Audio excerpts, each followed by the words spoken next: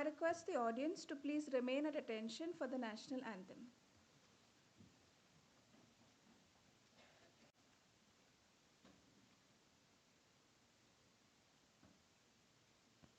मन अधिनायक जय हे भारत भाग्य विधाता। पंजाब सिंधु गुजरात मराठा द्राविड़ उत्कल गंगा। विंध्य हिमाचल यमुना गंगा उच्छल जलधि तरंगा। तब शुभ नामे जागे तब शुभ आशीष मांगे। गाहे तब जय गाथा जन गण मंगलदायक जय हे भारत भाग्य विधाता। जय हे जय हे जय हे जय जय जय जय हे। Thank you. Please be seated. A very good afternoon to all. We are privileged to have with us today an esteemed gathering of leaders, innovators, policymakers, and members of the GIM family. I acknowledge and warmly welcome the dignitaries seated on the dais. The chief guest, Honorable Governor of Goa, Shri Puspati Ashok Gajapati Raju, Dr. Montek Singh Ahluwalia, former Deputy Chairman of the Planning Commission of India, Mr. Ashank Desai, Chairman of the Board of Governors of the Goa Institute of Management, and Professor Ajit Parulekar, Director of the Goa Institute of Management. I request Mr. Ashank Desai to please welcome the Honorable Governor of Goa, the chief guest for today, with a floral token.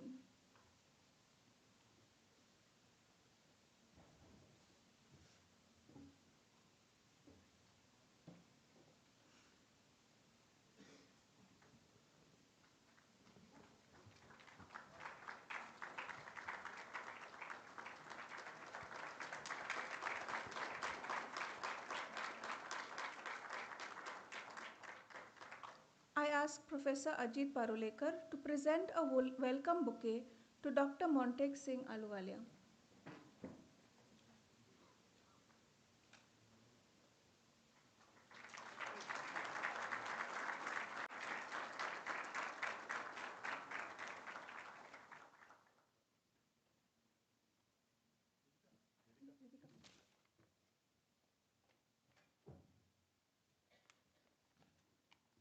I also acknowledge the presence of Mr. Peter F.X. Delima, President of GIM Society, Mr. Nasser Munji, former Chairman of GIM Board of Governors, Mr. Raman Madhok, Vice President of GIM Society, esteemed members of the GIM Society and Board, faculty, staff, alumni, students, and guests who have joined us for this momentous occasion.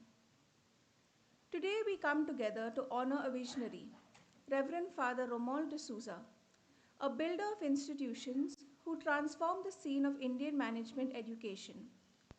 To mark his 100th birth anniversary, GIM has hosted a series of celebratory events from August to December 2025. GIM is among India's top business schools, renowned for its focus on responsible leadership and sustainability. The institute offers programs in general management, healthcare management, big data analytics, banking, insurance, and financial services, and a doctoral program alongside an online PGDM, strengthened by over 90 full-time faculty and serving over 1,200 students. GIM's commitment to excellence is confirmed by major international accreditations by the Association of MBAs, the Business Graduates Association, and most recently, the Association to Advance Collegiate Schools of Business in 2025.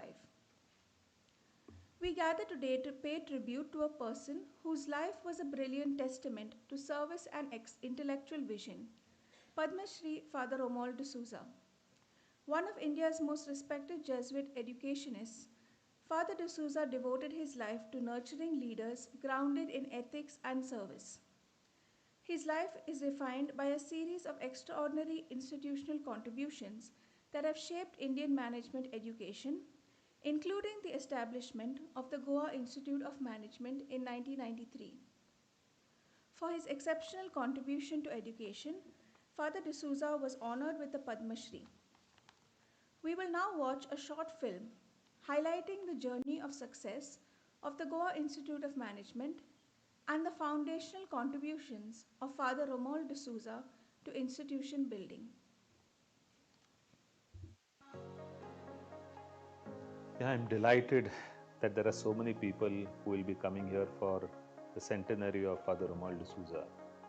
It's just but natural because of the number of uh, people he's not just touched, but the kind of contribution he's had towards nation building and towards so many people who've worked as faculty with him, who worked as staff with him, who've studied in the numerous institutions that he's built. Every great institution begins with a bold idea. For the Goa Institute of Management, that idea came from Father Romuald D'Souza, a Jesuit priest and a visionary educator. Born in 1925, Father led XLRI Jamshedpur to national prominence, founded XIM Bhubaneswar, and on 2nd August 1993 founded Goa Institute of Management in his home state of Goa, a bold vision rooted in ethics, excellence, and service. I joined GIM at the time that Father was the director of GIM and made a huge difference to my own worldview. I think the way that GIM is and the other institution that he's built, I think a lot of what has been the principles that he lived by, one of them being an entrepreneurial spirit, the other is being service to humanity, to society, responsible management and overall values. I think these are things that are seen through all the activities and all the institutions that he's touched. Father Romuald served as the director in GIM until 2004, where under his leadership, GIM grew from a fledgling idea to a nationally respected management school. I joined GIM in 1998 and I have grown significantly under his guidance. When I expressed my interest to do MBA, he allowed me to join the regular PGDM and I joined PGDM immediately. But after a couple of weeks, I started feeling that my work was getting hampered because of the continuous classes and late night group discussion, etc. So I went and told him the same. I expressed that I will not be able to continue. But I was so glad from his reply. He said, Mukesh, I want to start PGDM program for executives where the classes will only happen on Saturday and Sunday. And what do you think about it? I said, Father, that's a great idea. And that's how the first executive PGDM program is started, from where the students were there from all the industry in the Goa, and I was proud to be one of the students in the same batch. To those who knew him, Father's true greatness was his humility. He believed that education was not just about creating successful professionals, but about shaping good human beings. People with values, courage, compassion, and a sense of responsibility. In recognition of his lifelong contribution to education in India, Father D'Souza was awarded the Padma Shri by the Government of India in 2010. I remember walking into GIM understanding that business is all about competition, a very Darwinian notion of business. And at the end of my 2 years here in GIM, we had this course on ethics in business. And now the whole idea went against wealth maximization, profit maximization. Didn't understand why ethics was so important until I sat on that round table of all my classes with Father, where we understood that it's not just wealth, it's actually heart that drives a business, not just to become good, but actually to become great. I'm fortunate that I'm very few faculty members at GIM who has been handpicked by Father D'Souza. I was that time a very young faculty member at GIM and having a strong band of technology with very little um, knowledge about the management education. I got some quite good experience with Father D'Souza, which has turned my career in teaching into a dream career, into a good faculty and excellent faculty thereby. I feel privileged to have been worked under Father Romuald D'Souza since 1997. He was a true visionary and institution builder, combining excellence with integrity and compassion. It was truly inspiring watching him shape the Goa Institute of Management into a place that develops not just management professionals but ethical and socially responsible leaders. His legacy and guidance continue to influence us at GIM even today. I thank God for Father D'Souza. I thank Father D'Souza for giving me this opportunity to work in GIM and to be part of GIM. Very grateful. He was very courageous and a risk taker, and he was very compassionate and kind. I thank him. As we mark his 100th birth anniversary on 20th December 2025, we remember the values he lived by: strength of character, discipline, and compassion that continue to guide us.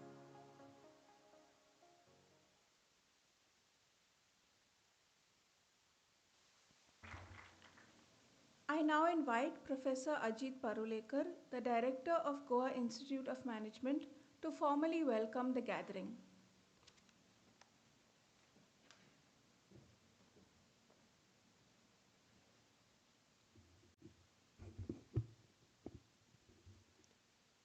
Chief guest, Honorable Governor of Goa, Shri Ashok Gajapati Raju, keynote speaker and guest of honor for today, Dr. Montek Singh Ahluwalia, Chairman of the GIM Board, Mr. Ashank Desai, Mr. Raman Madok, the Vice President of the GIM Society, Mr. Nasser Munji, Rituparna, Ketan, members of our GIM Board and Society, GIM alumni from the 2000 and 2001 batches. They're both here in big numbers. Why don't you give yourself a big clap? They're here for their 25th year reunions. Alumni from variety of different batches. I can see Perry Goa is here from our first batch. And I can see, alumni across different batches. The GIM Executive Committee of the Alumni Association. Murali Satya, who leads the association as a president currently, several members from there. My alumni awardees, today we are going to have 2 alumni who are going to be celebrated. My faculty colleagues, non-teaching staff, students are on break. We just completed the term, this time of December, you have relatively fewer of them. So students, ladies and gentlemen, it's an absolute privilege to welcome you to the Goa Institute of Management and to the centenary of Father Romuald D'Souza. The good part is almost everybody in the room, most of the people in the room other than the guests, know about Father D'Souza. A large part of the room has worked either as a student or worked as a faculty or a staff member with Father D'Souza. And those who haven't have heard enough of stories, because there's no story in GIM without Father Romuald D'Souza. So welcome to this centenary celebration. It's very special for us, and it's a very special institution. For the benefit of those who don't know GIM as well, I thought in this warm welcome, I'll utilize just a couple of minutes to talk about what's unique about this institution. What's unique is at the young age of 68 or 69, Father D'Souza, courageous as he was, decided that Goa needs a good management institution. And for the kind of charismatic young man that he was, there were a lot of people in Goa who came forward to support. And therefore, you had all the well-known business families of Goa, the then Chief Minister of Goa, they said that this is good for society, and therefore they came forward. And they were able to impress upon a lot of people across the country to agree and buy into this dream. 6 courageous young people amongst those were our 6 founder faculty. With the 6 founder faculty, You had a couple of other people who came in, our librarian and Steve Fernandez, who came with Father D'Souza all the way from XLRI Jamshedpur, and a lot of people from industry. So we had a very enviable board when we started out this institution, with our founder, chairman of the board being Sushim Datta, who was then the chairman of Hindustan Lever. That time it was called Hindustan Lever Limited. Today it's Hindustan Unilever. And you had, I think the joke at that point in time was that GIM board was the only board where you had the heads of Unilever and Procter & Gamble sitting at the same table. Yeah. And you, of course, had Anand Mahindra. You had very, very distinguished people on that board. So you can see when we started small in terms of resources, but we started clearly big in terms of ambition. And you can see that these 30 years that we've, the vision of these founding fathers of the institution, you can see in these 30 years that those 24 students in the first batch and the 70 odd in the next batch, their trust has not been failed. Right? We've come a long way today, and I can see that all of you here, you proudly wear GIM on your sleeve. And I think that's something that, is good to be and good to see, because I've lived 25 years of that. So I've been here now for 25 years, and I think that it's been terrific being part of this community. Today also is a day that we thought we'll celebrate. GIM got awarded the AACSB, which is the American accreditation, one of the most difficult accreditations. And along with that, so that's the one that we talk a lot about. We also got reaccredited by the two UK associations. So there's something called as the Triple Crown that barely 100 institutions worldwide have. GIM has got 2 out of those crowns, and third crown we are already midway. So we'll join an absolutely elite club soon. That's what we celebrate today also. Today is also a day that we're starting a new initiative. The alumni, we've talked about it for some time, and that's the GIM Alumni Endowment Fund. And that's something we feel that this institution has a long way to go, and we are going to need a lot of resources to be able to get us there. And you know what? We had the confidence that I spoke to a lot of fellow directors of private institutions like us, same pedigree, same kind of ranking, and all of them felt that for a private institution, you got to be joking, alumni won't give back to a private institution. And I said, I think otherwise. I know my alumni well enough. And I must say that that's been a brilliant success so far. We've had a real good initial run, and therefore we are today, formally, we've already launched our GIM Alumni Endowment Fund. So far, we've done better than we anticipated. And I'm sure the rest of you are going to compete with each other batch to batch to be able to make sure that it becomes, what do you say, the American institutions that are, so you pick up the top 10 universities of the world, pick up the top 10 business schools in the world, you'll find American institutions dominate there. One amongst various reasons is the fact they have massive endowments. That's the thing, that good part is that we should start this tradition of giving back. At GIM it started, so I'm happy. I'm really thankful to both, I'm thankful, and I'm sure all of you are excited. You're telling me, when are you going to stop? Because I'm sure you're here today to listen to our 2 keynote speakers and our chairman of the board. So with that, what I'll just say that welcome to everyone. Thank you for being here. I know that there are people who've come from all across. I know that there are alums, for example, who've come from Australia, from Dubai, from the US, somebody from Canada. Really appreciate you being here. Your presence means a lot. Your continued engagement with us means a lot. Thank you so much. God bless. Jai Hind.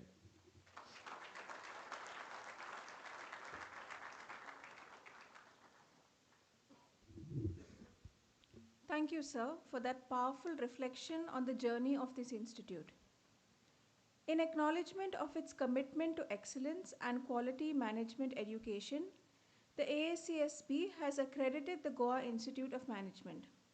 The accreditation certificate and pins will now be presented by Mr. Pratap Das, Regional Head South Asia of the AACSB, to Mr. Ashank Desai and Professor Ajit Parulekar.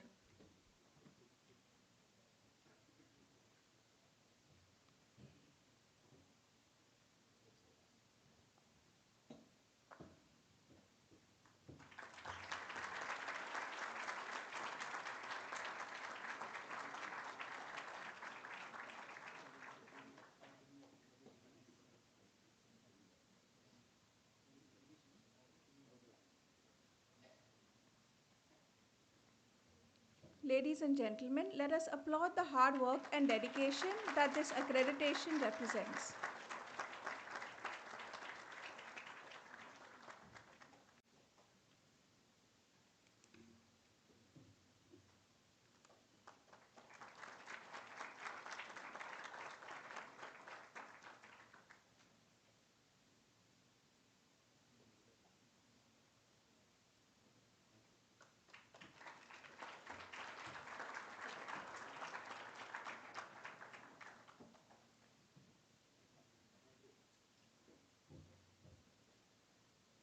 Next, we welcome Mr. Ashank Desai, Chairman of the Goa,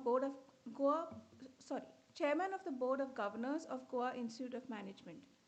Mr. Desai is the founder and chairman of Mastech, a global technology services company.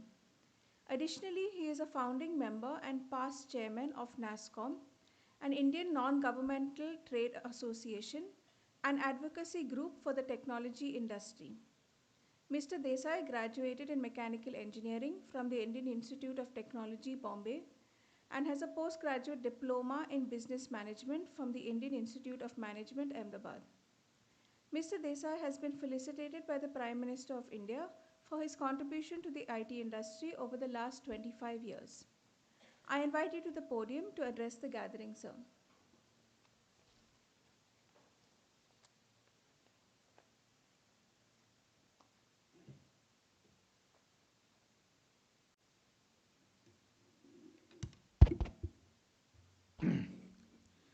Good afternoon.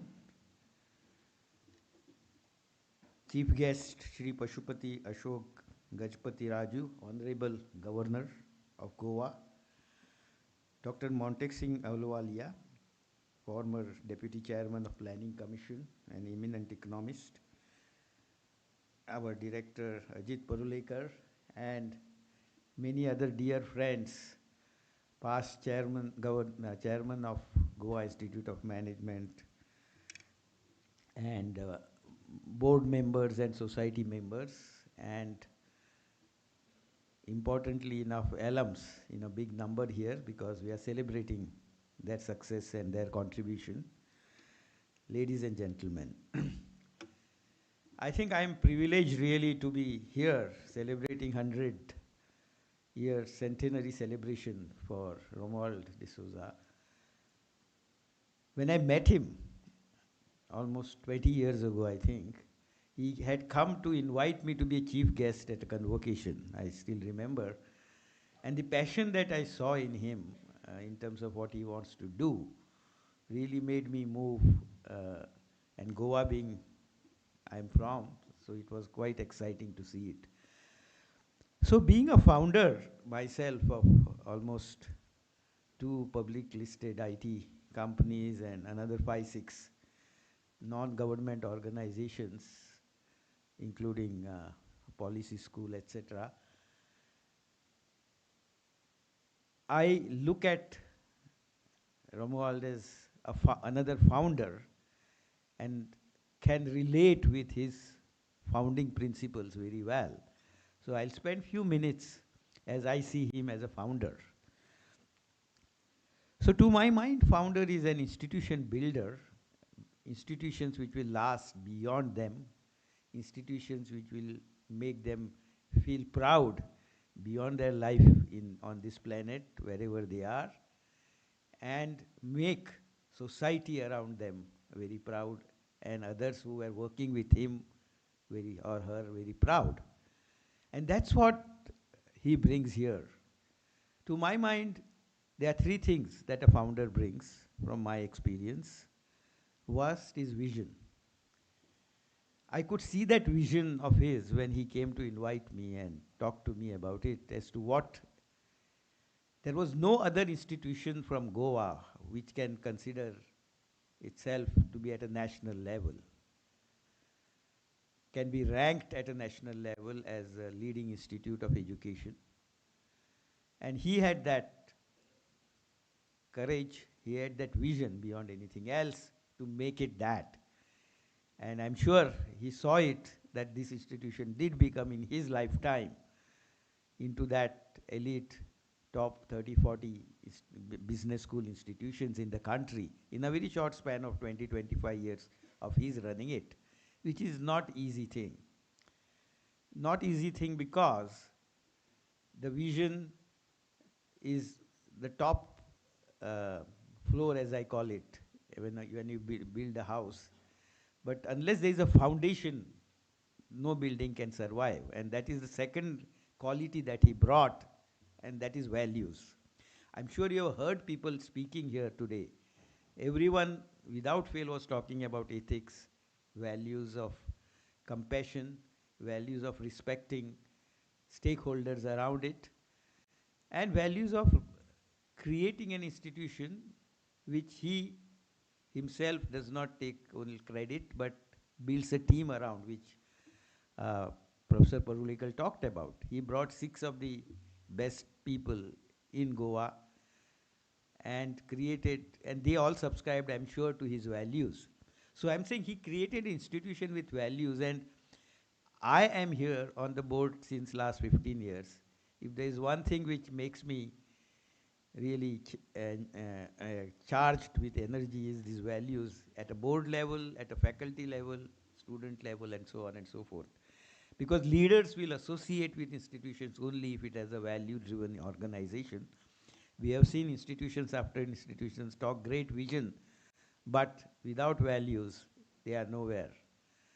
And this institution particularly is important because it is not run by one particular group or anything like that. It is run by a society which he created at that time, and then it expanded, and we have got many more people now from all over world, all over India.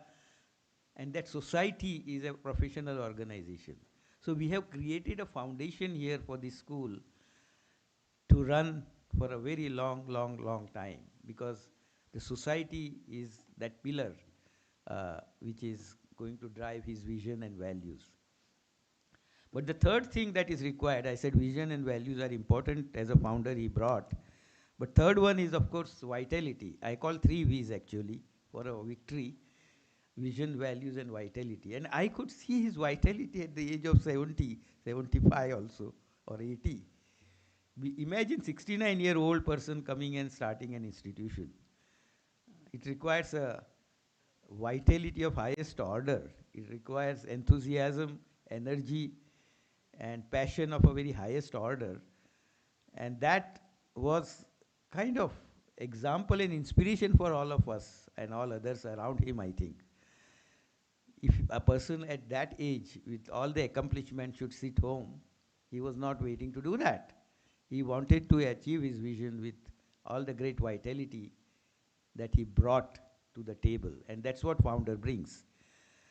So that vitality is reflected today in terms of staff and the faculty that we have, the partners that we work with, and all the recognitions that we talked about just now that we got is something which has not happened by chance. It happened because there is an inspiration running through this institution which he started and created. So I am extremely grateful to him for bringing this vision, values, and vitality. So when we look back, I'm sure he will be very proud what we have achieved. And we have, of course, long way to go. We are starting a much larger journey as we speak now of university and many other things that we achieve. But I think I always say that a founder, any organization, when I am founder of my organization, I always tell other entrepreneurs that when you look back, it look exactly like yourself, because everybody imitates you as a founder because they think that's the way to run the company. So here is this GIM, which if Romuald D'Souza looks back, looks like him. It has his vision that he had, it has the values that he cherished, and it has the vitality that he carried at that age. So there are alums here, many of them successful, all of them doing great job, contributing. Some of them are contributing today with the endowment fund. So I urge all of them that they come back and be partner with us in that journey that Romuald D'Souza started 35 years ago.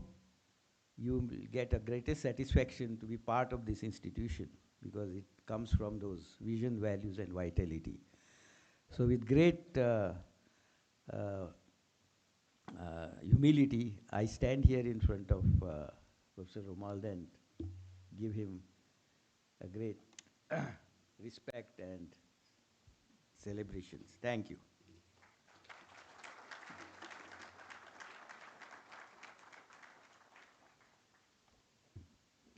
Thank you, sir, for your inspiring words on what it takes to be a founder and visionary. I now invite Professor Sneha Bhatt, Chairperson, GIM Alumni Relations, to conduct the felicitation of alumni.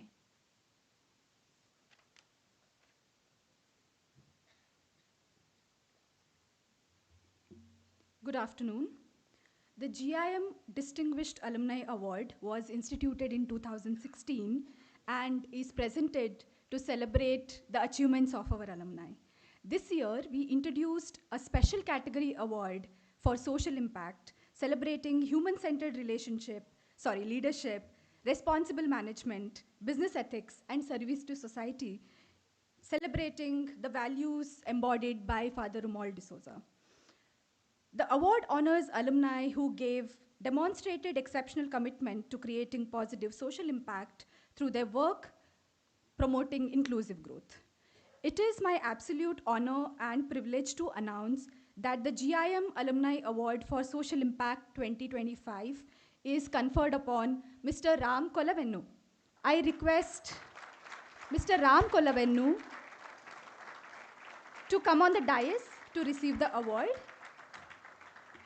Just 2 minutes till I read the bio. I request Mr. Ram to wait. Ram Kolavennu, GIM alumnus from the 1998 batch, is a leader who has spent over 2 decades working at the intersection of enterprise, education, and social transformation. After a successful corporate career with global organizations such as Unilever and Tesco, where he helped build large-scale capability centers and held global leadership positions, Ram made a conscious transition to the social sector, bringing with him the same rigor, systems thinking, and execution excellence. As a core leader at LabourNet, India's largest social enterprise in the skilling and livelihood space, Ram played a pivotal role in scaling the organization from a startup into a national institution, impacting over 1 million livelihoods. Currently, as Chief Executive Officer at the Foundation for Excellence, Ram leads one of India's most impactful education-focused nonprofits. Under his leadership, tens and thousands of academically gifted students from economically disadvantaged backgrounds have accessed professional education in engineering, medicine, and technology, breaking cycles of poverty and enabling social mobility at scale. He is also our committed alumnus. Ram continues to engage deeply with GIM as a mentor, visiting faculty, and advisor, embodying the values of purpose-driven leadership that Father Romuald D'Souza envisioned. I request Honorable Governor of Goa, Shri Puspati Ashok Gajapati Raju, to present the award to Mr. Ram Kolavennu, and I request Professor Ajit Parulekar to lead the felicitation ceremony.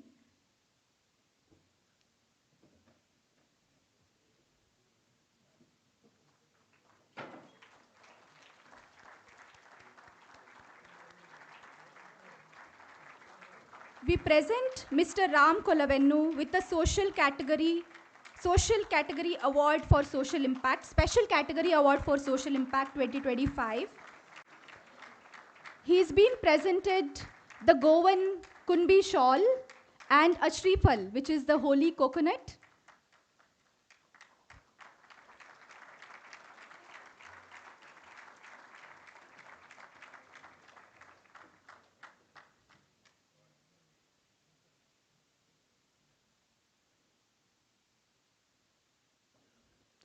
Thank you, dignitaries. I request Mr. Ram to wait for a couple of minutes.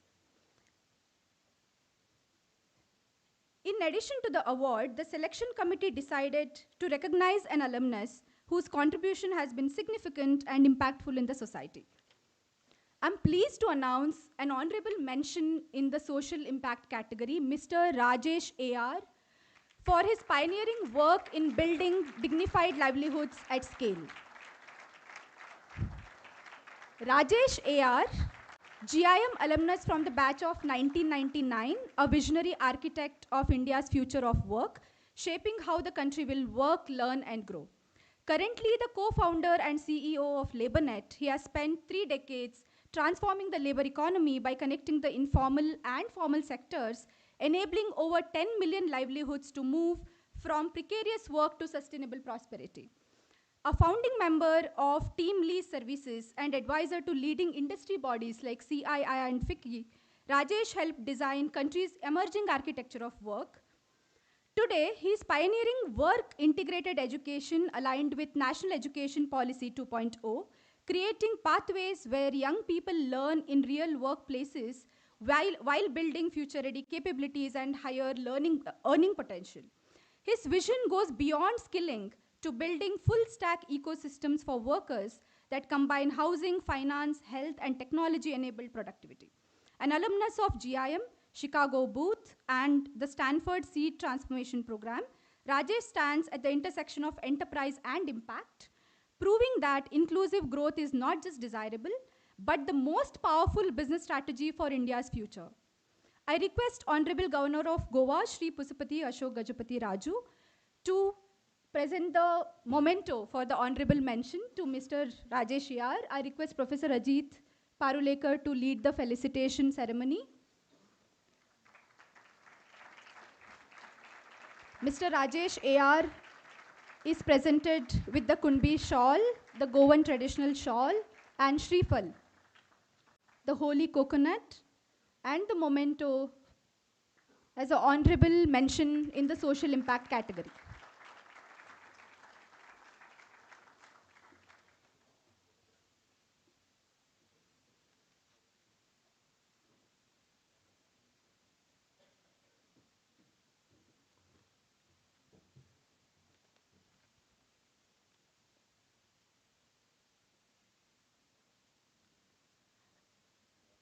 Thank you, dignitaries, and thank you, Mr. Rajesh AR. I now request Mr. Ram Kolavennu, our awardee for 2025, to speak a few words.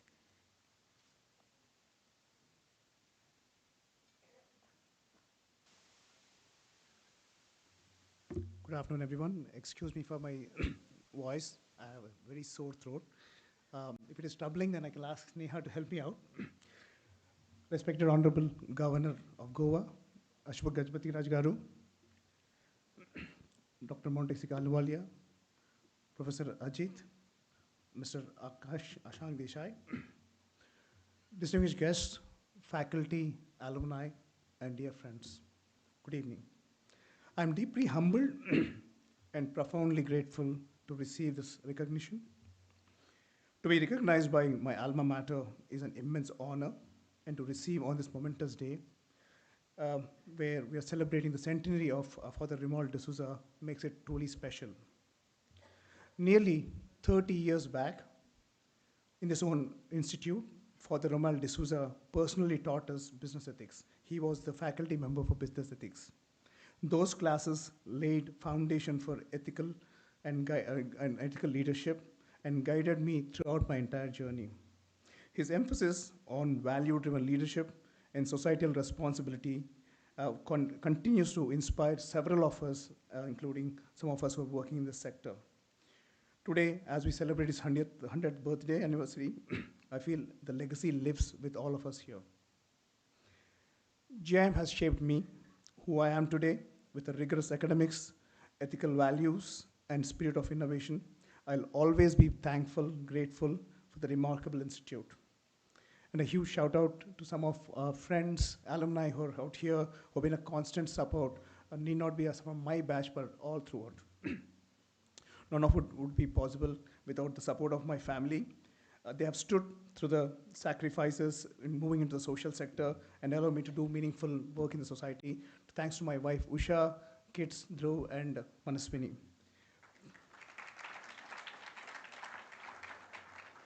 Finally, thank you to the selection committee and the Alumni Association and everyone at GIM for this recognition. I accept this with gratitude and renewed commitment to create a positive impact to the society. Picture abhi baki hai. Thank you.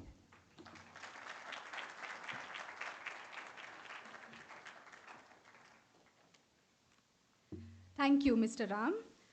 Thank you, Mr. Ram, Mr. Rajesh, for accepting award here today. And I also must mention that both of them built LabourNet together for over 6 years. So we are very happy to have you both among us today. Before I close the awards ceremony, I would also extend my gratitude to the jury panel, the selection committee of the awards, who have invested their time and effort to evaluate all the nominations. And also I thank our alumni for submitting the nominations, self-nominations and peer nominations. And I particularly acknowledge the presence of Mr. Blaise Kostabir, one of our external jury members who's here today. Thank you very much, sir. Thank you. We now move to launch the GIM Endowment Fund. GIM Endowment Fund began with a belief that an institution's strength lies in alumni who actively shape its future.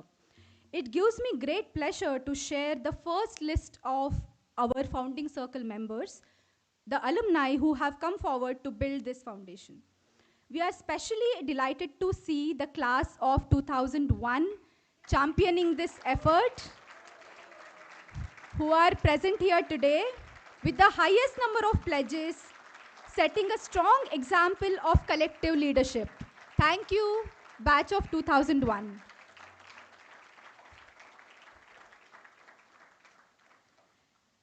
Now we felicitate the founding circle members in recognition of their generosity, belief in GIM, and commitment to GIM's future. May I now invite the members of the GIM Endowment Founding Circle present here today to come forward as their names are announced, and I request Professor Ajit Parulekar to lead the felicitation. Mr. Ketan Hajarnavis. I invite Mr. Ketan to the dais. Ketan is an alumnus of the batch of 1999 who has stayed deeply and meaningfully connected to Goa Institute of Management. After graduating from GIM, Ketan has gone on to build his distinguished career and has enabled organizations, leaders, and brands to grow and reinvent themselves. Beyond his professional journey, what truly sets Ketan apart is his sustained commitment to institution building. He has served GIM across multiple governance roles, including as a member of the Board of Governors and as a trustee of the GIM Society, playing a pivotal role in shaping Institute's direction over nearly a decade. Today, as a founding donor to the GIM Endowment Fund, Ketan's contribution reflects his belief in education, long-term impact, and in creating opportunities for generations of students yet to walk these corridors. The naming of the student hostel after him, which is now K10 Hostel, and his place on the GIM Star Walk stand as lasting symbols of that belief. We sincerely thank Mr. Ketan for his contribution and his continued association with GIM. I request the dignitaries to proceed with the felicitation and present the certificate to Mr. Ketan.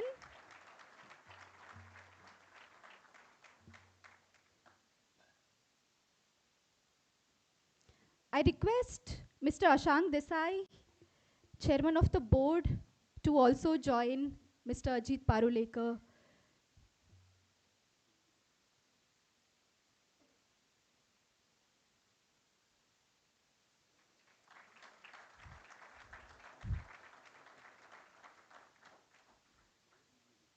Thank you, Mr. Ketan. Now I invite Mr. Prasad Panchagnula and Mr. Rakesh Palakurti on the dais.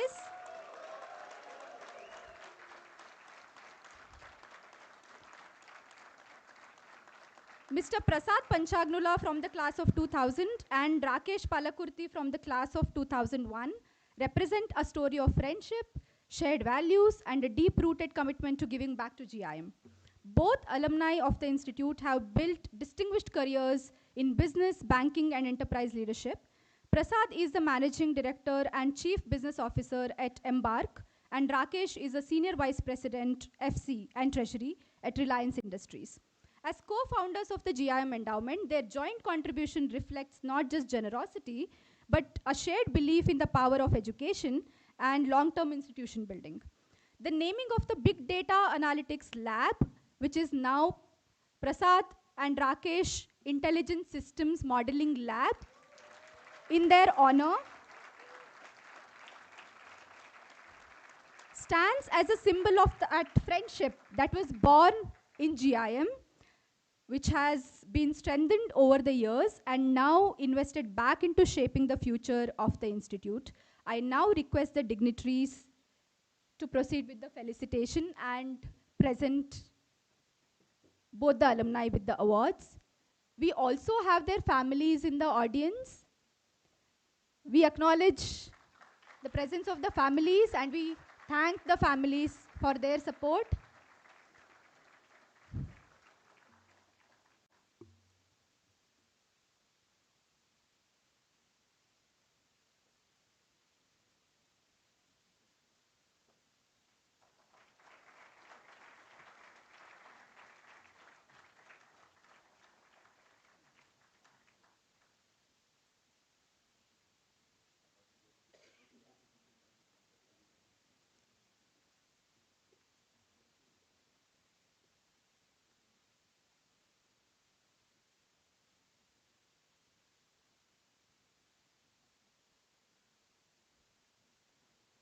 Thank you, dignitaries, and thank you, Mr. Prasad and Mr. Rakesh. We also take a moment, okay. Thank you. We also take a moment to thank Ms. Supriya Dhanda, batch of 1998. She's also the founding donor, and Hostel 5 has been now renamed as Supriya Dhanda Students Residence. And Mr. Parth Govil, batch of 1998, and Mr. Prabal Sidana. Mr. Parth Govil and Mr. Prabal Sidana, batch of 2008. Also the members of GIM Endowment Founding Circle, who could not be here today, but we thank them for their generous contribution and support to GIM. Once again, a heartfelt thank you to all our alumni donors. Some of you have donated at the individual level and also at the batch level. Thanks to all of you. Your generosity does more than supporting an institution. It strengthens a culture of giving and shapes GIM's future for generations to come. Thank you.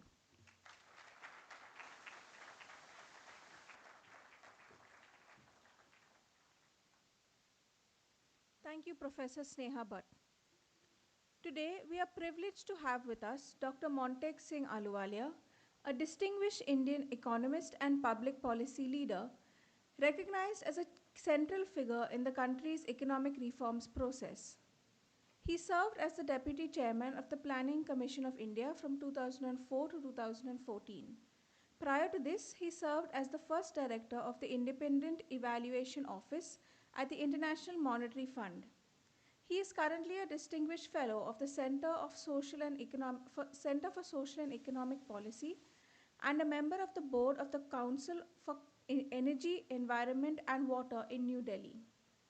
Dr. Montek Singh Ahluwalia's long tenure in the Government of India began after he left the World Bank. He served as Special Secretary to Prime Minister Rajiv Gandhi and Prime Minister VP Singh, Secretary Commerce, Secretary Economic Affairs and Finance Secretary in the Ministry of Finance from 1991 to 1998. He was also a member of the Planning Commission and the Economic Advisory Council to the Prime Minister. Dr. Montek Singh Ahluwalia earned a BA Honours in Economics from Delhi University. As a Rhodes Scholar at Oxford University, he received an MA and an MPhil in Economics and is an Honorary Fellow of Magdalen College, Oxford. His contributions to economic literature include several articles and books on development and economic reforms. In recognition of his lifetime contributions to public service, Dr. Montek Singh Ahluwalia was awarded the Padma Vibhushan, India's second highest civilian award, in 2011 by the President of India. Sir, I invite you to deliver the keynote address.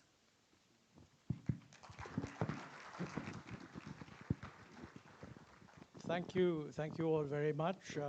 I apologize. A problem with my leg prevents me from standing up and going to the podium, so allow me to speak from the chair.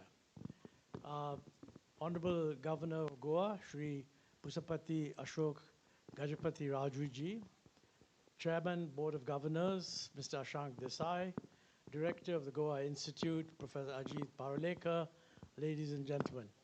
First of all, let me say that I'm really pleased and delighted to be invited to this occasion. I had heard about GIM from my good friend Nasir Munji for quite some time, and it's nice to be able to visit. It is the most superbly located GIM that I can think of, because wherever you turn, you can see the, if you like, the windward side of the Western Ghats, which is quite a unique viewpoint. And I'm really pleased and very delighted to be here. Let me also, since this is the celebration of the centenary year of Father Romuald D'Souza, who founded the Institute, pay my respects to him. These acts of founding institutions become really important when you see the institution grow. And I mean, I think you have all done him proud by letting the institution evolve the way it has.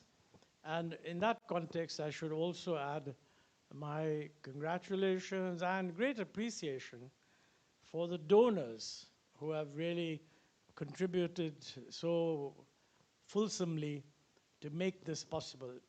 I think that's extremely important, and certainly from what we know about higher education institutions elsewhere, a lot of it, if you want a private institution which has a degree of independence from the government, then it has to be funded by private money. You can't expect that you'll continually get government grants. I mean, governments have many things to do, and governments have public universities to support. So I think the fact that these institutions are being able to mobilize support from their alumni, and very recently graduated alumni, is really impressive. So thank you all. You're really performing a national service, not just a service to GIM, because I think the tradition that is being established needs to be more widely spread. And I think all institutions would benefit if they were to reach out to their alumni and see what contribution they can make. So having said that, I wasn't sure what to talk about. This is a celebratory occasion, so I don't want to give you a long and boring lecture. But at the same time, I thought that since you were founded probably 2 years after what we call the economic reforms in India, and I think it's now recognized that, although these reforms were very controversial when they were started, and they were actually criticized by all political parties, including the party which started them. So, I mean, that's the interesting thing. But the good news is that although parties criticized, and indeed that's what in a democracy, I mean, it's the job of the opposition to oppose. But I think the fact is that most people recognize that over many, many different governments of different hues, the broad thrust of reforms has continued. So I thought to myself, what should I be talking about now? And I thought that since you are the management thinkers of the future, rather than just list a number of them, at any given time, there are always a list of reforms. I think we need to step back and try to ask ourselves, what are the difficult questions that any government of the future would face over the next 20 years or so? And I think one of the interesting things is that we have to recognize that the challenges of the future are going to be very different from the challenges we faced in 1991. I mean, let's face it, in 1991, the system had got mucked up. Of course, it's our own fault, previous governments, if you like, but it was relatively easy to do the reforms in 1991 because India was the only country pursuing this highly rigid, controlled, anti-private sector, pro-public sector, etc. route. And so frankly, once we could see that an opportunity arose, it was relatively easy to say, this is what we need to do. Now that is not the situation we face today. Because today there's a lot of uncertainty around the world and a lot of uncertainty about how countries are going to move forward. This is not uncertainty caused by us. It's uncertainty caused by all the countries around the world. In that, in 1991, there was only one model to follow. That was the year when basically the liberal free market economy was riding very high. The Soviet Union had more or less self-destructed. The Chinese were joining this kind of market economy. So, I mean, all we had to do was to say, well, look, that's what the world is doing. And the world was welcoming it. I mean, it was a world in which the message being given by all the major countries was that, if you join the world, it'll be good for you. Today, you have a completely different situation in the sense that the country that was the earlier hegemon of the global integrating system is suddenly speaking a very different language. And I think there are 4 or 5 things that are taking place which actually interact with each other. And we need to sit back a little and think, how will this change the way we need to move forward? And this is not a change that you hand over to one specialist field of study. It's not just economics, it's not just engineering, it's not just management. I think it's a cross-disciplinary look at what these challenges are. So let me first just list the challenges. And the challenges, as I see it, is, for the first time, we have a lot of geopolitical division in the world. I'll come to what that means, but geopolitical division is one. The second is that there's no clarity in the rules that will be followed for countries to behave in a geopolitically fragmented world. This is actually different. I mean, geopolitical fragmentation could exist in a world in which everybody was agreed what the rules are. That's not the world we have. We have new geopolitical fragmentation, and we don't have an agreement on what are the rules that countries are going to follow. So these are 2 important things. I mean, the third, which I think is very important as we see coming ahead, is the challenge of climate change. For the last 30 years or so, the world has been discussing the problem of climate change every year in the COP meetings. COP stands for the Committee of Parties to the UNFCCC. They've been meeting every year and creating a hope that somehow countries can collaborate. Now, collaboration in managing climate change is important because if you want to control climate change, the only way you can stop global warming if you stop the increased concentration of CO2 in the atmosphere. That means you need to stabilize if you stabilize the CO2 in the atmosphere today, then you will stabilize temperature after a little lag. To actually do that, to stabilize, since this thing decays over a very long period, you need to bring your emissions down to 0. I mean, it's not enough to reduce emissions, it's not enough to control emissions, you have to bring them down to 0. And it's only when you bring them down to 0 that global warming will actually stop. So that's a huge challenge. And obviously, one of the problems is that individual countries will only act if they see other countries acting. I mean, because if, for example, if India were to stop all its global emissions, global warming will still continue because other fellows haven't stopped.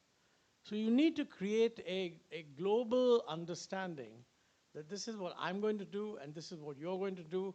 And for the last 30 years, the various countries in the world meeting under the auspices of the COP have been discussing how to do that. And interestingly enough, it's taken a very long time, but you know, until last year, every year we seem to be making a little bit of progress. A little bit of progress in the sense that whereas earlier, the developing countries said, look, this is not our problem, you've caused the problem, you do the reduction, we are going to carry on emitting. That very quickly broke down, and it became clear to developing countries, including us, that we also have to make commitments. And we made commitments. In Paris, we made some commitments. They weren't enough. In Glasgow, in 2021, we made some commitments. And when they were reviewed, they were also found, not ours, but the whole world, that the commitments were not enough. So clearly, the world was failing to come to an agreement among countries on how much emittance, how much reduction in emissions of greenhouse gases, mainly CO2, they were going to do. But still, since they were agreeing, there was a hope that, you know, they will come back and improve the situation. And in 2028, I think, this is, last year was 2024, and in the year before that was 2023, and that is when they took a stock take and said that, look, what you fellows have promised in 2021 is just not enough. So they were all told to come back at the end of 2025 in the Belém meeting, which just ended a couple of weeks ago, with stronger commitments, okay? And it was hoped that maybe this will take us a little step further. But actually, the whole global consensus has come undone because the United States, which is the largest economy in the world and the second largest polluter after China, has just walked out of the Paris Agreement. So now how this will affect countries is something we don't know. And I would hope that, you know, countries will still continue, the ones that haven't walked out, to do some cooperation in the hope that the US will be tempted back if the situation changes in the US and so on. So that's one dimension. The second dimension was that it was always understood that battling of global climate change by developing countries would only be possible if financial assistance was extended to the developing countries. And there was a lot of discussion on how much finance is needed. This led last year, not this year, but last year, to the conference in Baku that was supposed to come to an agreement. And what they agreed was much less than what anybody had expected. So you now have a situation where, with the US exiting, first of all, by the way, what they agreed last year, which was much less, was when the US was part of the meeting. Not only was that not enough, but now the US is not part of the meeting. So it's not very clear what the future is. Hang on, I don't know what to do with this. Yeah, we don't even know what's going to happen there. So a lot of uncertainty on global climate change. So we can only assume that we will keep trying, knowing that there's uncertainty, and hoping that global negotiations in the next couple of years will make the atmosphere more receptive. And actually, if you look at what we need to do in climate change, it's not that easy. It's feasible, but it's not that easy. We can reduce emissions if we basically clean up our energy sector. We can't do without energy, because if you're going to grow, we need energy. But we need to switch the sources of our energy so that it's not fossil fuel based, but renewable. Now that is actually more costly at the moment than we think. That costliness is going down, and that's a good news. But you know, it's only been going down because Chinese prices have been falling. Chinese prices of cells have been falling. Chinese prices of batteries have been falling. And they control the global supply. So on our side, the question really is, if we take the view, and we should take the view, that this is a very important, if you like, supply potential. So Indian industry should gear itself to meeting some of the demand for solar cells and batteries and what have you. But at the same time, if our costs are higher than Chinese costs, then by pursuing this, we will be becoming uncompetitive compared to other countries that simply buy the stuff from China.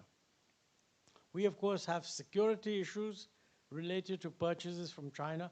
I'm not hoping to resolve this problem for you. It's very complicated. But it just tells you that in handling the climate change issue, these are some of the issues that will have to be addressed. But most of all, the issue that will have to be addressed is, because of all these problems, the idea that we can handle climate change and yet have cheap energy, this is, I think, not feasible. We can have clean energy, but clean energy will not be cheap. So we have to recognize that we need a strategy where our public becomes aware of the fact that energy will be expensive and we must be willing to pay for it. Now, this is not just our problem. I mean, Europe has the same problem. And they are themselves beginning to sort of twist and turn on what they're going to do. Because at times, they say that given the global environment, security considerations force them to go back from the commitment to clean energy and move a little bit more towards fossil fuels. Now, you know, if the Europeans do that, an example being set to the rest of the world is really not positive. This is why how we handle climate change, although I believe now that it's technologically possible, it's not going to be easy because it will involve acceptance of more expensive energy. It will also involve a recognition that because renewable energy is intermittent, you get a lot of it when the sun is shining and nothing much at night. So when you're handling an intermittent supply source, our existing systems of managing prices will just not work because the existing system is based on PPAs, fixed prices. If the supply is going to vary so much, we have to allow prices to vary to reflect that. And we have to allow prices at the consumer end to vary so that demand can also adjust. This is going to require a huge degree of persuasion. I mean, you can see the advantage in the sense that, you know, if you know that solar peaks during the period noon to, say, 2 p.m. or something, and there's a lot of solar supply, and a lot of this is not based on fixed prices, but on market prices, then the price of energy in those periods will go down. People who have electric cars, and they have to have electric cars if you want to get away from diesel, should really charge them in that period when the electricity is cheap and not at night. So a lot of changes of behavior. All of this is actually possible. But you know, it will require our political class to recognize that we're now in a different world. And many of the arguments that people used to make have to be rethought. I mean, for example, most NGOs say that we are very much in favor of renewable energy, and renewable energy must be affordable. Now, you know, the two may be a contradiction in terms. And I don't think we have persuaded people, and quite honestly, I think this is where Institute of Management like yourselves should talk more frequently to the political class, to MPs, government people, sort of saying, look, as the leaders of managing technology change, we expect you to come clean and explain this to people. I mean, it just won't work if we just take the view we can't raise electricity prices. Electricity prices for the poor must be cheap, et cetera, et cetera. And if that goes on, then you can forget about climate change. So one approach would be forget about climate change. But honestly, if India wants to be respected in the world, nowadays it has to be able to show that it's doing something on climate change. What the Chinese are doing on climate change is phenomenal. You know, we have done quite well in increasing the capacity of renewable energy in the last several years, okay? But it pales compared to the increase in capacity that's being done in China. So, I mean, we need to know that, you know, the reason why the Chinese are gaining so much in international credibility is that they're matching their performance with the world's. And we have to do the same thing. Now, we have said good things on climate change, net zero by 2070, et cetera, et cetera. I think we need to make sure that that happens, and that is going to require a fair amount of problems. One of the critical things we have to do is really in the area of managing cities. I'm sure that some of you are looking at urban management and so on in your work. You know, in the near future, perhaps one of the highest priorities has to be to switch from private transport to public transport. But you know, on the other hand, the entire drive at the moment, I mean, many people regard the automotive sector the lead sector of growth and take pride in the fact that, you know, hundreds more vehicles are coming. Look at our cities. Look at the urban transport capacity of our cities. And the idea that by 2050, the percentage of the population in urban areas is going to double. And its income is going to be almost 4 times what it is now. So if you think of the present pattern of transport continuing, that everybody wants to own 2 cars and put them on the road and put them on today's roads, it'll be an unmitigated disaster. Now, I don't find that in our political working, anybody is thinking, when I say anybody, I mean any political party. This is true of them all. None of them is thinking, how are we going to handle municipal management? Because this is not a central government or even a state government matter. It's a matter of how the municipal corporation, Nagar Palika or whatever it is of the city, manages itself. And I think this probably requires complete rethinking in the relative priority being given to this level of management. So since you're in a management institution, I really urge you to put this whole issue of the challenges of urban management come much more to the fore. And that's on climate change. But let me now come to the fourth aspect that I wanted to mention, and that is really technology change. You know, in one sense, the rate of change of technology today, technology has always changed. And pessimists in the past have said, oh my God, technology change will have terrible effect. I mean, the Luddite revolution in 19th century, whatever it is in England, people felt that, you know, mechanization of spinning and so on would lead to a great deal of loss of jobs. I mean, that was put aside because it created more jobs also. And that's been true so far.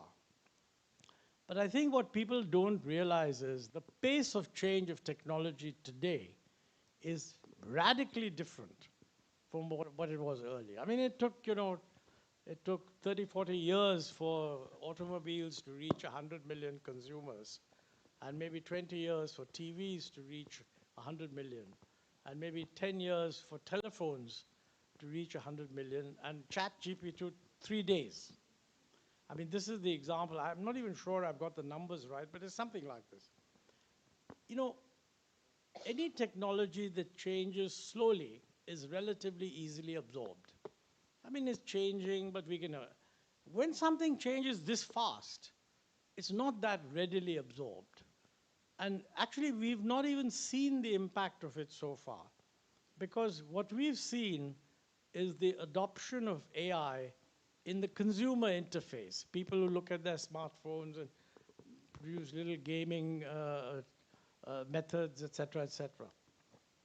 We've not yet seen the application of AI in production processes in the ground. In fact, even in America, people say that the actual application of all this AI is only about 10 to 15% of potential. And my guess is in India it's even less. But look at the implications. I mean, an obvious implication is that when AI really develops, and that will happen in about 2 months or 3 months or so, many tasks which in the past have contributed to high quality jobs, coding for example, might just shrink massively. Not that coders won't be needed, but only high level coders will be needed.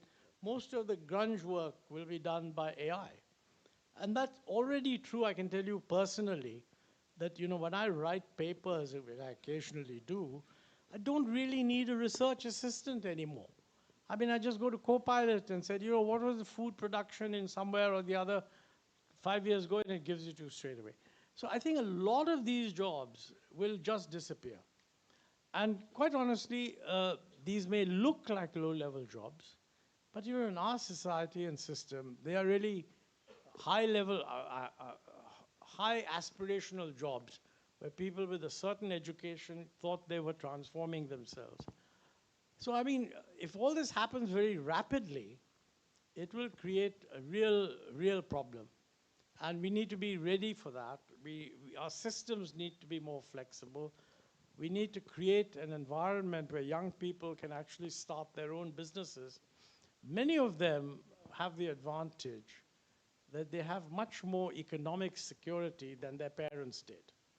I mean, 25 years ago, for this same group of people, they were very concerned quickly to earn a living and probably not very, very keen to do something entrepreneurial.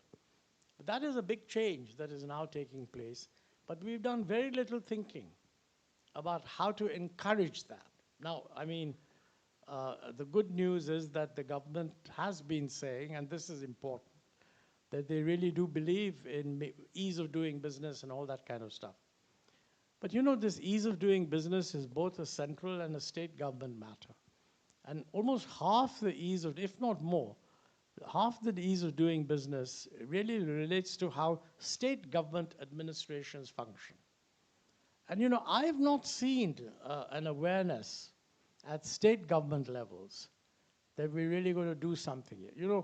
Manish Sabharwal, who is one of the people advising the government, did a very nice paper for Niti Aayog some time ago, in which he listed the number of compliances that a business has to observe. And half of them at the state level. So technically, it should be possible at the state level for states to say, the center is doing something, and that's good, and we must encourage them to do more. But as far as I'm concerned, at the state level, this is what I'm doing. But the only focus at the moment on state level is one kind of freebie or another. And quite honestly, this is not going to be very easy. Now, how do you tie all this up? If you want to tie all this up, it has to be tied up with what is the fiscal situation for the center and the states.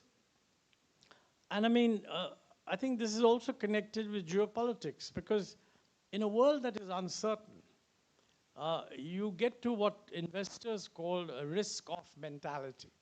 They want to take any risks. So if you want to look good in such a world, you have to look really good. And if you look at our fiscal situation, the first thing that will come out is that we cannot easily take on more responsibilities, because the fiscal deficit is higher than it should be, the public debt to GDP ratio is higher than it should be, and this only means that the fiscal deficit must come down.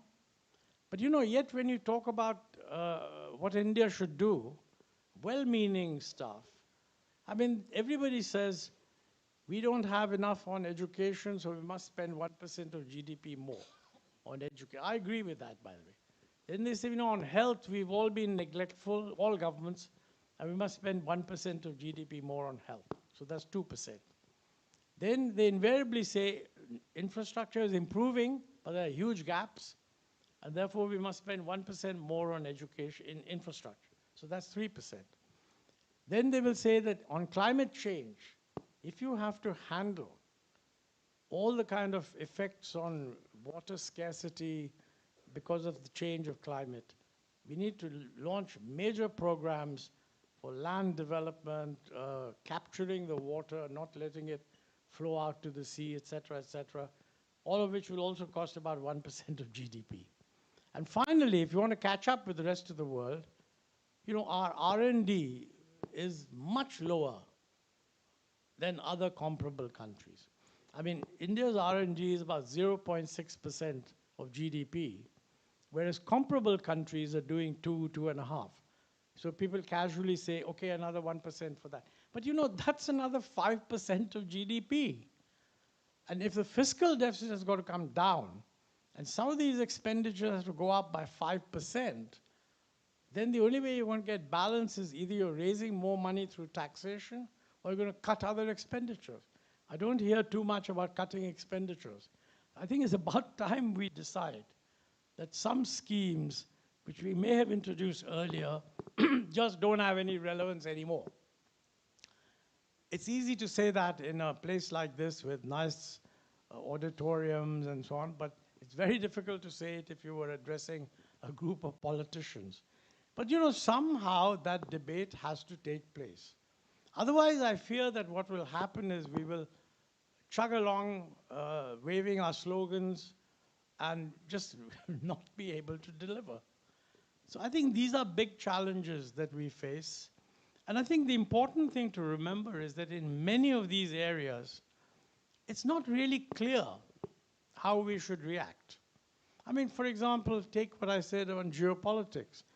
It's true that the world is fragmenting. So what should India do? I mean, should we also fragment and set up our own self-sufficient country with high walls? Or should we recognize that the US is going through a peculiar phase, but let's integrate with everyone else? In my view, the latter is the correct solution. But it's not very clear to everyone. And I frequently hear people say, oh, no, this is old-fashioned. It's a different world now, and you know you have to move in a different way. So there are lots of things to debate. Anyway, I said I was going to pose issues.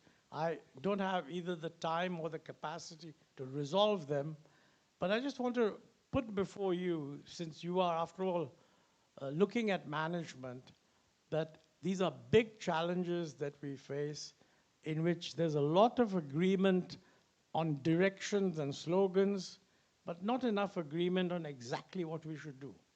And anything that you can do to contribute to that, either at the national central government level or at the state government level, would be a major contribution. Well, thank you for inviting me to speak. I really enjoyed the visit. Thank you.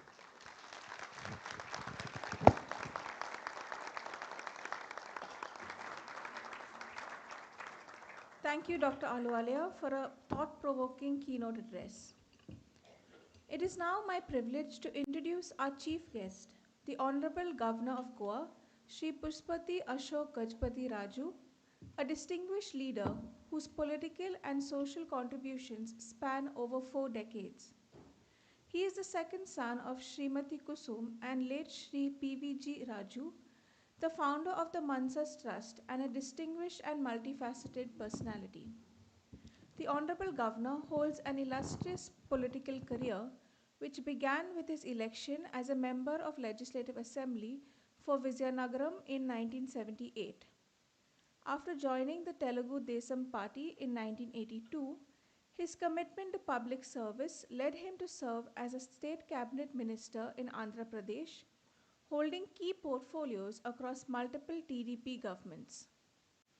His tenure in opposition benches was marked by his strong voice for the common man.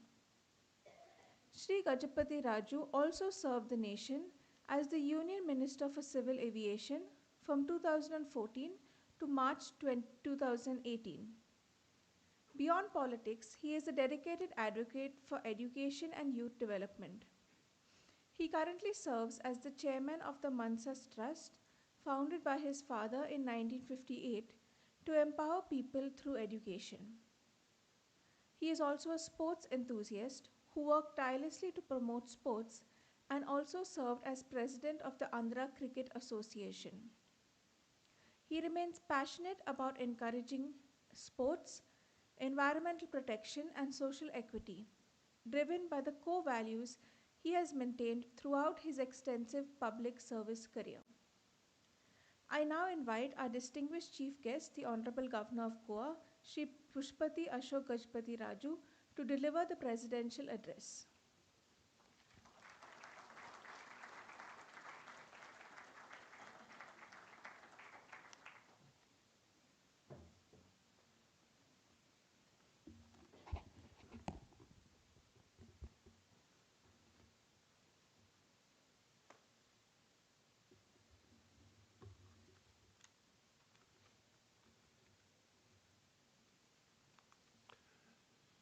Distinguished economist and former Deputy Chairman of the Planning Commission of India, Dr. Montek Singh Ahluwalia, Chairman of the Board of Governors of the Goa Institute of Management, Mr. Ashank Desai, Director of the Goa Institute of Management, Professor Ajit Parlukar. I hope I'm pronouncing it okay. President of the GIM Society, Mr. Peter F.X.D. Lima, former Chairman of the Board of Governors of GIM, Mr. Nasir Munji, other distinguished guests, faculty members, alumni of the Goa Institute of Management, dear students, ladies and gentlemen, good afternoon to you all. I am delighted to be part of this momentous occasion marking the centenary of Father Romuald D'Souza, a visionary educationist, a pioneering institution builder, and above all, a compassionate human being whose life's work continues to shape generations of leaders. I commend the Goa Institute of Management for commemorating his milestone with a series of thoughtful engagements culminating today under the theme Human-Centered Leadership. It is a theme that is both timely and timeless. This beautiful campus nestled in the foothills of the Western Ghats is more than a setting of academic pursuit. It is a living reminder that leadership, like nature, must be rooted in balance between ambition and humility, growth and responsibility, success and service. Father D'Souza exemplified this balance. He believed that institutions are not merely structures of brick and mortar, but moral ecosystems shaped by values, people, and purpose. Whether at XLRI, Jamshedpur, Xavier Institute of Management, Bhubaneswar, or here at Goa Institute of Management, his enduring legacy lies in nurturing leaders who combine professional excellence with ethical conviction. Human-centered leadership, which this century so fittingly celebrates, reminds us that progress devoid of empathy is hollow. In an era defined by rapid technological change, artificial intelligence, automation, and data-driven decision-making, it is easy to mistake efficiency for effectiveness. Yet, history repeatedly teaches us that the true strength of an organization and indeed of a nation lies in how its leaders value people. Human-centered leadership places dignity at the core of decision making.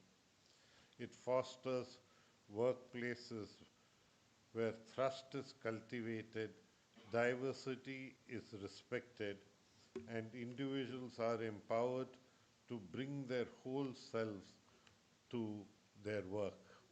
It recognizes that innovation thrives not in fear driven environments, but in cultures of psychological safety, collaboration, and mutual respect. To the students of Goa Institute of Management, I wish to speak directly to you. You are entering a world rich with opportunity, but also marked by complexity and uncertainty. You will manage balance sheets, interpret data, and design strategies, all essential skills. But remember, leadership is not measured solely by the positions you hold or the profits you generate. It is measured by the lives you touch, the integrity you uphold, and the courage you show when confronted with difficult choices. Father D'Souza believed deeply in education as a means of human transformation.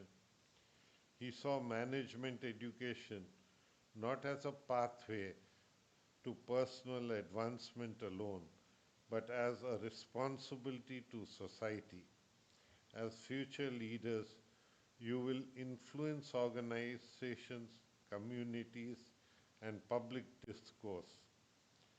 I urge you to ask not only what can I achieve, but also what kind of impact do I wish to create.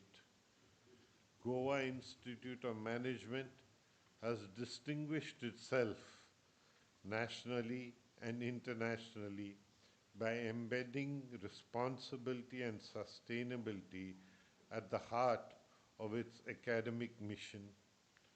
Its recognitions from global accreditations to its leadership in responsible management education reflect a clear institutional commitment to shaping conscious leaders. These achievements are not ends in themselves, but signposts pointing towards a larger purpose.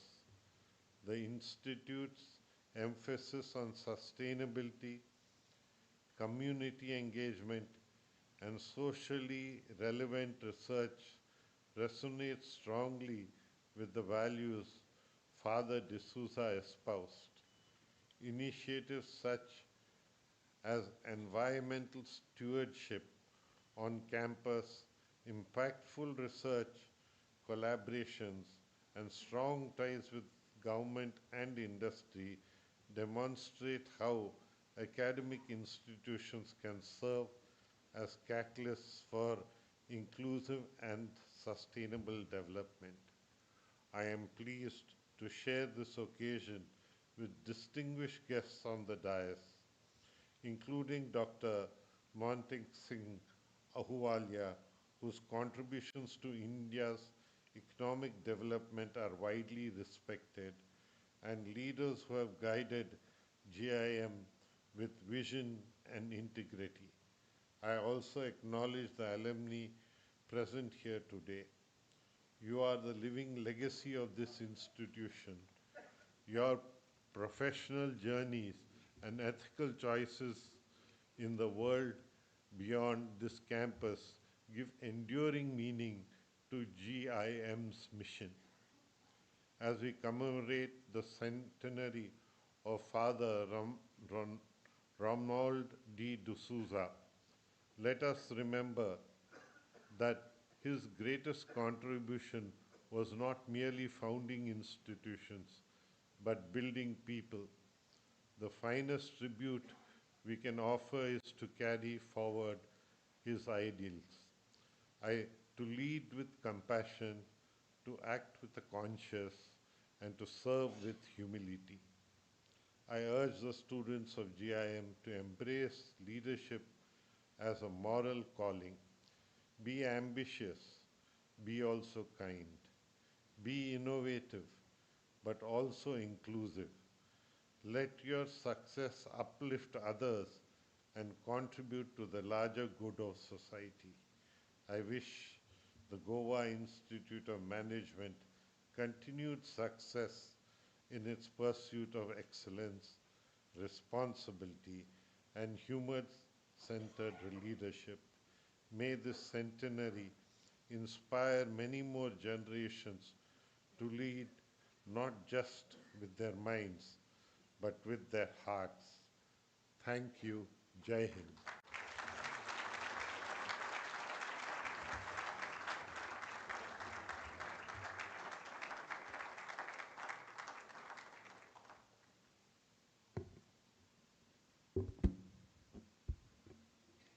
Thank you, Honorable Governor, for your presence and inspiring words.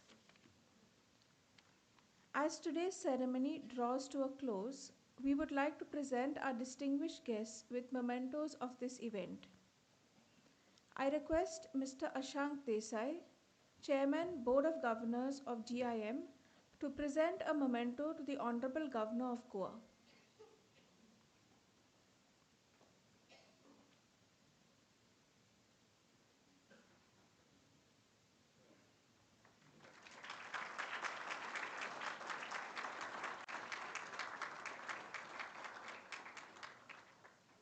Thank you, sir. The Director of GIM, Professor Ajit Parulekar, will present a memento to Dr. Montek Singh Ahluwalia.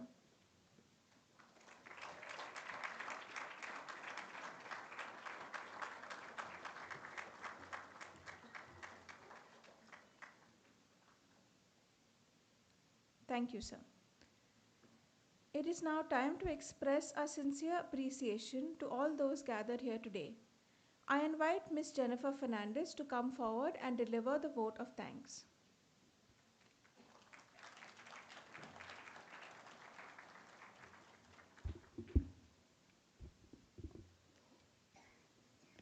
Thank you, Professor Tara.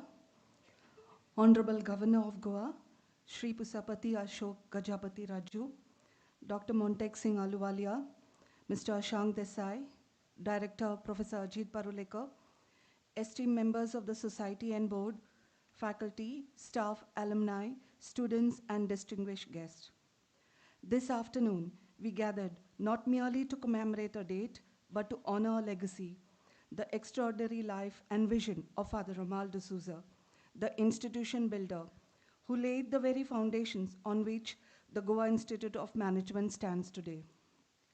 On behalf of the organizing committee of Centenary celebrations at GIM, it is my privilege and heartfelt duty to express our deepest gratitude. Our sincere thanks to the Honorable Governor of Goa, Shri Pusapati Ashok Gajapati Raju, for gracing this occasion, unveiling the bust of our founder, and offering a thoughtful and inspiring address. Sir, your presence has added immense dignity to this celebration. We extend our profound appreciation to Dr. Montek Singh Ahluwalia for unveiling the Wall of Honor and for delivering a keynote address that offered both wisdom and perspective. Your words resonate strongly with the values Father Romuald championed: excellence, integrity, and compassion. A heartfelt thanks to Mr. Ashank Desai, Chairman of the Board of Governors, GIM, for your vision, leadership, and your continued commitment to carrying forward Father Romuald's ideals. To our Director, Professor Ajit Parulekar, thank you, sir, for anchoring this centenary celebration with clarity, warmth, and purpose. Your leadership reflects the ethos our founder instilled. Thank you to members of the GIM Society and Governing Board for their presence and continued guidance. A special word of gratitude to the alumni whose endowments were announced today, reaffirming Father Romuald's belief that education is a gift that grows when it is shared.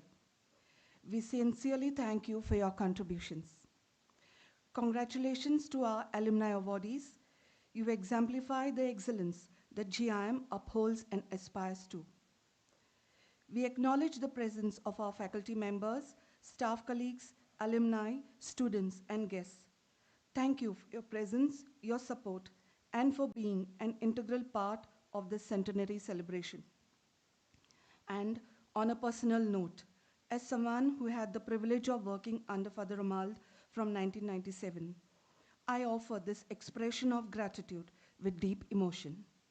He shaped not only this institution, but many of us, with his discipline, compassion, and unwavering belief in people. Finally, we thank you all for being present today, for joining us in commemorating the centenary of Father Romuald D'Souza, whose lasting legacy continues to guide GIM. Let us carry his vision forward with the same courage, humility, and purpose that defined him. Thank you all.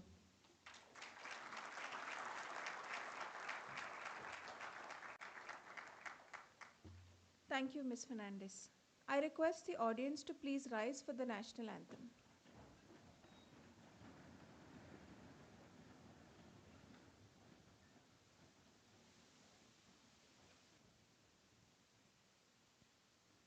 मन अधिनायक जय हे Bharat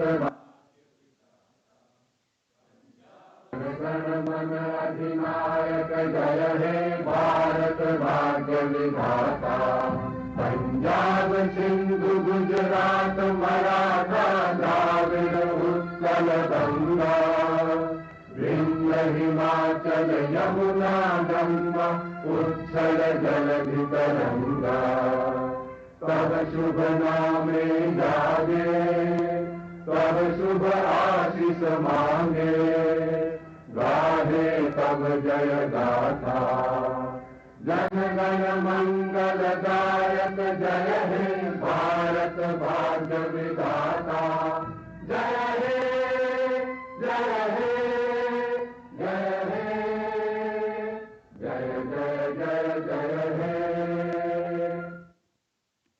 With this, we formally conclude the centenary celebration in honor of Father Romuald D'Souza. I request the audience to please remain in their places till the Honorable Governor leaves the auditorium. Thank you all once again for being a vital part of this historic day. Please join us for high tea. We wish you a wonderful evening.